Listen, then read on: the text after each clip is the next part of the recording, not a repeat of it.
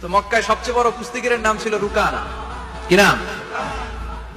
সাহাবারা বিশ্বনবীকে কখনো রুকানার কাছে যেতে দিত না। সাহাবারা ভাবতো বিশ্বনবী যদি রুকানার দরবারে যায় আর রুকানা যদি বক্সিং মেরে বসে তাহলে বিশ্বনবীর মানিজ্যত নিয়ে টানাটানি। কিন্তু বিশ্বনবী তো শুধু সিলেক্টেড কিছু পার্সোনালিটিদের জন্য নবী হয়ে আসেন। তো বিশ্বনবী একদিন ফজরের সালাত শেষে লুকিয়ে লুকিয়ে মক্কার সবচেয়ে বড় বক্সার ছিলেন তো, মক্কার সবচেয়ে বড় বক্সার রুকানার কাছে চলে গেল। যে বলল, রুকানা আসলিম তাসলাম, ইসলাম মানো শান্তিতে থাকবা, দুনিয়ায়ও থাকবা আখিরাতেও থাকবা। সুবহানাল্লাহ পড়ে। রুকানা বলে, না আব্দুল্লাহর বেটা মোহাম্মদ, আমি তো কালিমা পড়বো না, যদি বক্সিং খেলে আমারে হারাই দিতে পারো তাইলে কালিমা পড়ব। বিশ্বনবী বললেন, আমি তো বক্সিং খেলি না রে বাপ। রুকানা বলল, তাহলে আমিও কালিমা পড়ি না।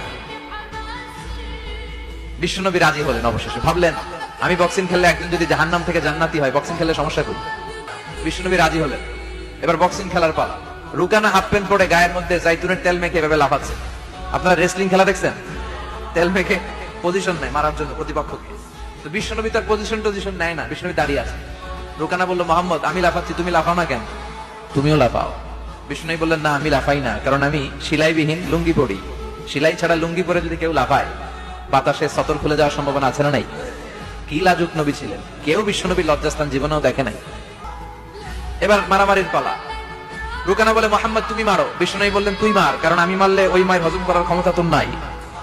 বিশ্বনবীর এক হাতে জান্নাতে 40 জনের শক্তি ঢুকায় দিছে কে? তো বিশ্বনবী মাইট দিলে এটা হজম করতে পারবে?